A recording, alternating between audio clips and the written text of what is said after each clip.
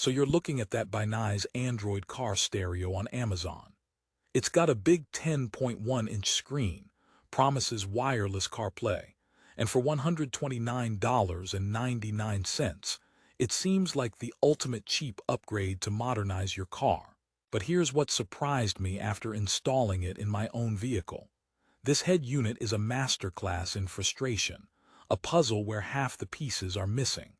Therefore, before you hit buy, you need to see the problems I uncovered, problems that the 4.2-star rating doesn't fully prepare you for. For the best price, click the link in the description. Let's be brutally honest. The idea is fantastic. An Android-powered double-din stereo for the price of a nice dinner out, that's the dream. But the reality feels like you ordered a steak and got a detailed picture of a steak instead. Therefore, this isn't just a review, it's a survival guide. I'll show you the 3 major pitfalls that could turn your installation into a weekend-long scream therapy session. Rehook, and the biggest issue isn't even the hardware, it's something far more annoying. First, the unboxing experience is actually decent. You get the unit, a wiring harness, a frame, and some brackets. It feels substantial, not cheap. But open the box, and you immediately enter the land of vague instructions. The manual looks like it was translated by someone who only knew the English words for connect and maybe. Therefore, your first hour will be spent on Google and YouTube, trying to decipher hieroglyphics. It's like they gave you a map to buried treasure, but drew it on a napkin during an earthquake. The physical install is where the real fun begins. The unit is supposedly universal, which in car stereo terms means will probably not fit your specific car without a fight. But you can make it work with patience and maybe some creative trimming.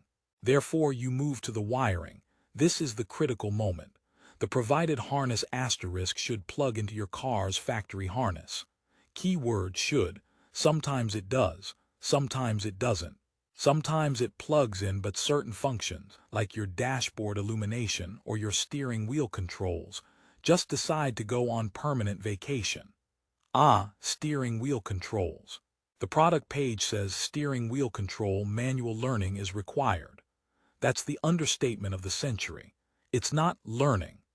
It's a complex ritual involving holding buttons, waiting for beeps, and sacrificing a small amount of your sanity to the tech gods. But even if you perform the ceremony perfectly, the controls can be laggy or unresponsive.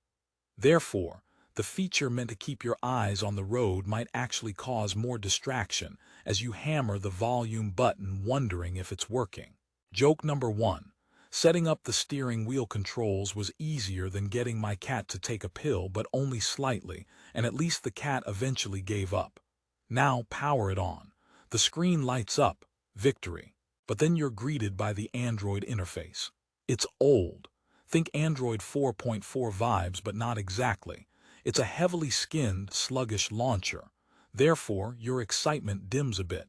You try to connect to Wi-Fi. It connects, but the signal strength is weaker than my resolve to go to the gym on a Monday. The built-in Wi-Fi receiver is just not great. You'll likely need to use your phone's hotspot, which brings us to the promised land. Wireless CarPlay and Android Auto. This is the headline feature, and when it works, it's magical. Your phone connects wirelessly, maps appear on the big screen. But here's the catch. The connection is about as stable as a house of cards in a breeze. It will drop, frequently. You'll be listening to a podcast and mid-sentence silence. Then it reconnects. Then it drops again. Therefore, what should be a seamless experience becomes a constant game of, are we connected? Joke number 2. Using wireless CarPlay on the Binize is like dating a ghost. It feels amazing when it's there, but it disappears without warning and leaves you talking to yourself.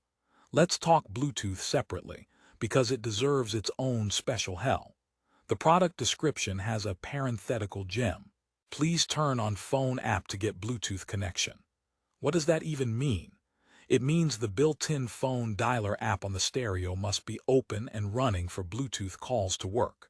But if you're using CarPlay or Android Auto, that app isn't in the foreground. Therefore, if a call comes in while you're navigating, you might not be able to answer it through the unit.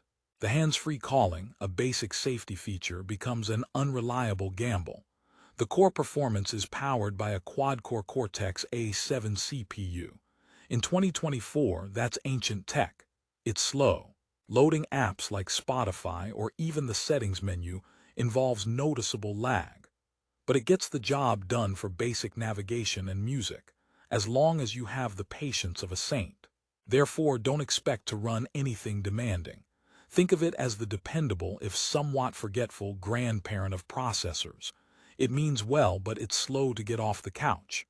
Now, the cameras. It has inputs for front and rear cams. A great idea, but the video quality is so poor it looks like it's streaming from a potato that's having a bad day. Therefore, while it can technically show you what's behind you, don't rely on it for seeing any detail.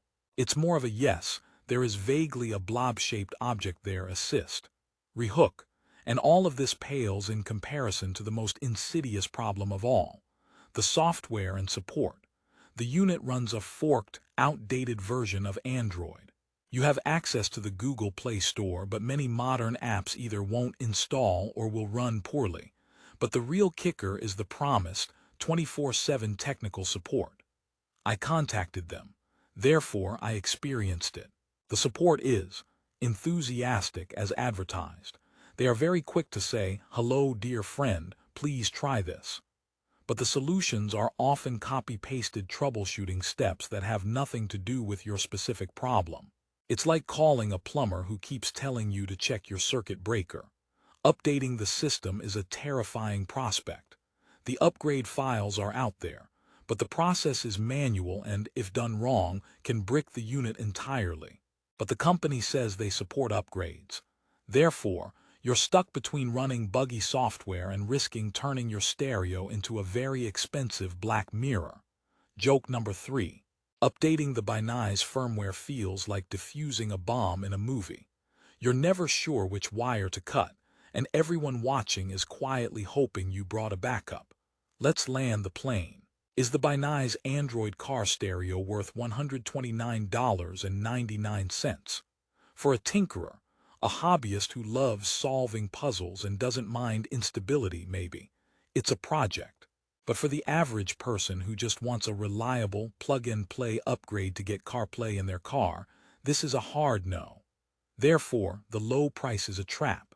It lures you in with specs, but the cost is your time, your patience, and your peace of mind on the road. You're better off saving a little more for a more reputable brand from Alpine, Pioneer, or even a more established Chinese brand like ATOTO. The experience will be night and day. But if you've already bought it, or you're determined to roll the dice, my biggest advice is this. Triple-check your vehicle compatibility, watch multiple installation videos for your specific car, and manage your expectations down to the Mariana Trench. Therefore, view it as a fun tech experiment, not a critical car component. Rehook.